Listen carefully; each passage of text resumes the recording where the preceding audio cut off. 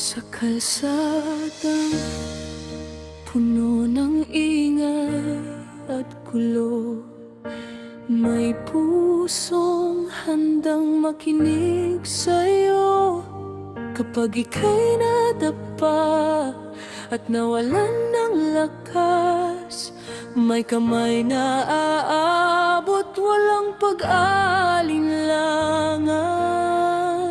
Hindi lahat ng kamay tahimik lang, minsan kailangan din ipaglaban. Kung may mali, hindi niya palalagpasin, pero pag-ibig pa rin ang unahin.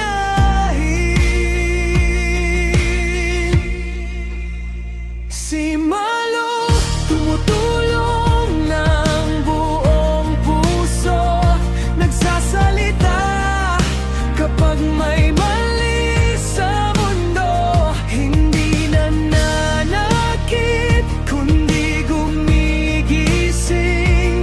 Pagpunay may pag-asa, hindi paninirang hangarin.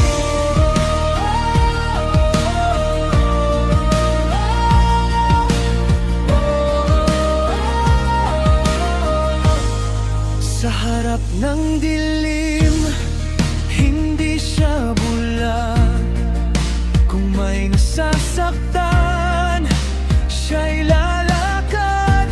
Hindi sapat ang dasal kung walang gawa, hindi sapat ang ngiti kung may inaapi pa. Katotohanan, kahit masakit pakinggan, ay binibigkas para sa kabutihan. Sa bawat salita may malasakit, sa bawat hakbang may paninindigan at pag-ibig.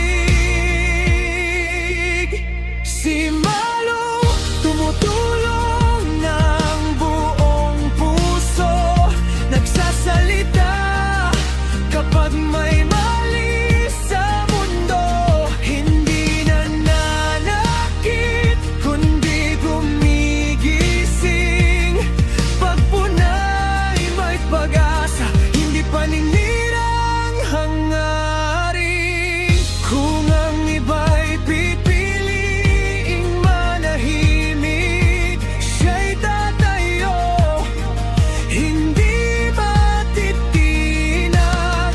Dahil ang tunay na pagmamahal may lakas na magsabi ng totoo tanan. Si Malo, tinig ng may malasakit, tulong at puna, parehong bitbit sa mundong takot. Sa katotohanan, siya'y paalala, magmahal pero lumaban. Tulong sa kapwa, tinig ng tama, isang puso, isang layunin, baguhin ang mundo. Sa gawa at sa katotohanan,